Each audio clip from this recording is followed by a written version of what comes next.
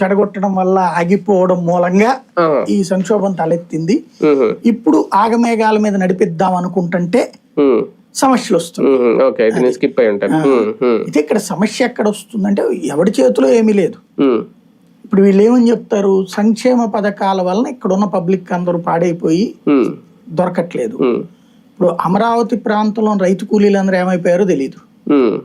అదే కదా, ఒకప్పుడు అమరావతి రైతు కూలీలు పోరాటం కూడా చేశారు సార్ దీని మీద. సిఆర్డీఏ వాళ్ళని అడిగారు, మాకు ఇవ్వట్లేదు పనులు, మీరు బీహార్ నుంచి వేరే రాష్ట్రం నుంచి తీసుకొస్తున్నారు, మాకు ఇవ్వండి అని అడిగారు. కానీ వాళ్ళనే తెచ్చిపెట్టారు, గొడవలు కూడా జరిగినాయి అప్పుడు. ఎందుకంటే మన రాష్ట్రంలో కూలీలకి రైతు కూలీలకి 500 నుంచి 700 తీసుకుంటారు. ఈ బీహార్ నుంచి వచ్చే వాళ్ళకి 300 చాలు. వాళ్ళకి ఏంటంటే 350 రూపాయలు లెక్క ఒక్కొక్కళ్ళకి.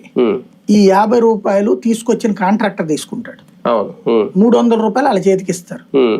ప్లస్ కాంట్రాక్టర్ కి ఎవరైతే తీసుకొచ్చేటటువంటి వ్యక్తికి ఇంకొంత అమౌంట్ ఏది అక్కడ ఉండటానికి తగిన ఏర్పాటు చేసినందుకు ఇది ఇస్తారు. ఒక 1000 మందిని పట్టుకొచ్చాడు అనుకోండి, 1050 ఫర్ డే, వాడికి 50,000 రూపాయలు వచ్చేస్తుంది కదా అక్కడ. అట్లాగా ఎక్కువ మందిని గ్యాదరింగ్లు ఇక్కడ ఏమైపోయిందంటే బీహారు, ఛత్తీస్గఢ్ ఇట్లాగా దాదాపు 4 రాష్ట్రాల నుంచి తీసుకొచ్చారు, ఒరిస్సా అయ్యని. ఇప్పుడు వాళ్ళు ఈ పండగలు ఫంక్షన్లు వీటికి వెళ్ళిపోయారు. బెంగాల్ నుంచి కూడా వచ్చారు. ఎలక్షన్స్ హడావిడితో వాళ్ళు వెళ్ళిపోయారు. వెళ్ళిపోవడం వల్ల ఇక్కడ వీళ్ళకి మనుషులు దొరకట్లా.